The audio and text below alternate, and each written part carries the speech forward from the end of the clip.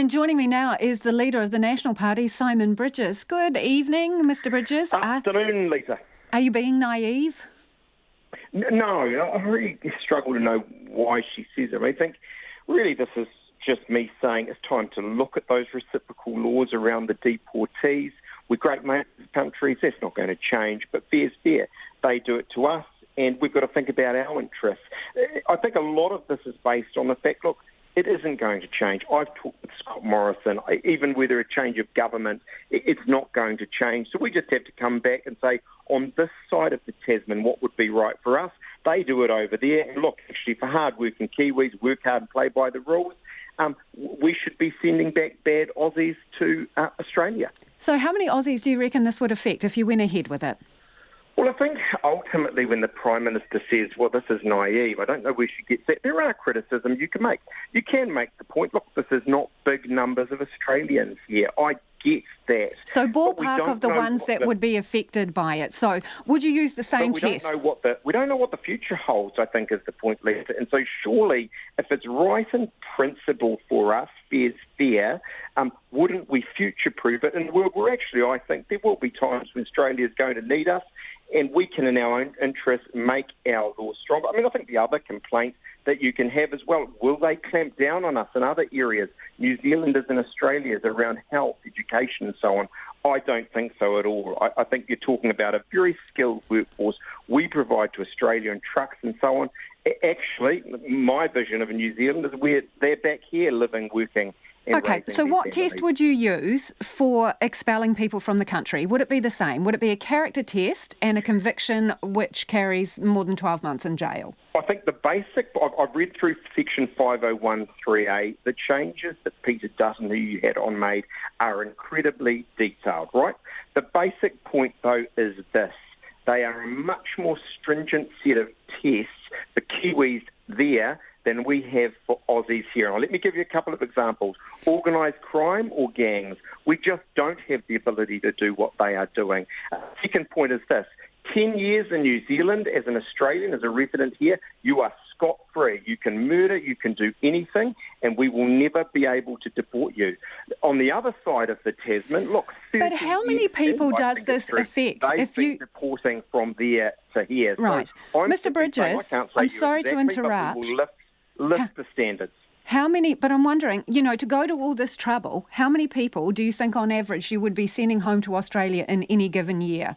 Yeah, but I've already acknowledged it will be small numbers. So what, less than 10, less than 5? But no, it'd be more than that, but I think the point isn't it? How many? If it's right in principle and fair's fair, why wouldn't you do it? Because they're not going to change. It doesn't affect their policies at all. Scott Morrison's been clear about that. I think Tony Albanese's also been in a similar sort of a position.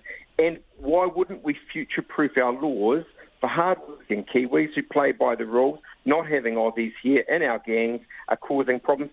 Even if it's small, I'd say it's the right thing to do. Is it the right thing to do? Because that is the argument that the Prime Minister raises. She says she doesn't agree with the way New Zealanders are being treated, the deportees, so why would you race to the bottom? Are you racing to the bottom with this policy? No, and I think it's a funny old thing. She sort of said that, they're within their rights, but it's not right. That sounds sort of clever, but I don't actually see how that is so. She's also said it's corrosive. Look, it's not. She's right when she says they are in their rights to do it. They are not going to change. It's quite understandable. So do you think this is good policy? For them to send criminals back. Do you think this would be good policy, or are you just going for tit for tat?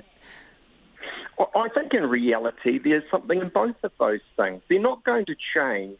And so actually us strengthening our law, I think, does stiffen our resolve and show the Australians something. I think the primary So it's revenge legislation? No, because I think the primary reason is to sit back and say, well, given that they're not going to change, why don't we actually, instead of complaining all the time, and it's right to raise these things with Mr Morrison, I'm not saying it isn't, but instead of that, look and say, what's actually in our interest domestically? And if there are Australians here who are committing crimes, that we could properly send back because they do it to us and they can't legitimately complain about that, I can't think of a good reason why we wouldn't.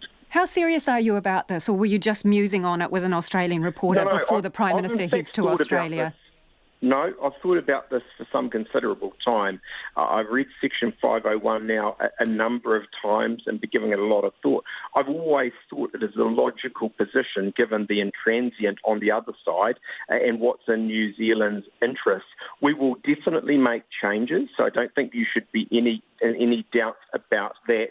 I'm just not going to say to you, look, it will be this, and this thing. It will be substantially more similar to the Australian position than our law is today. And what other changes might you make in terms of policy when it comes to Australia?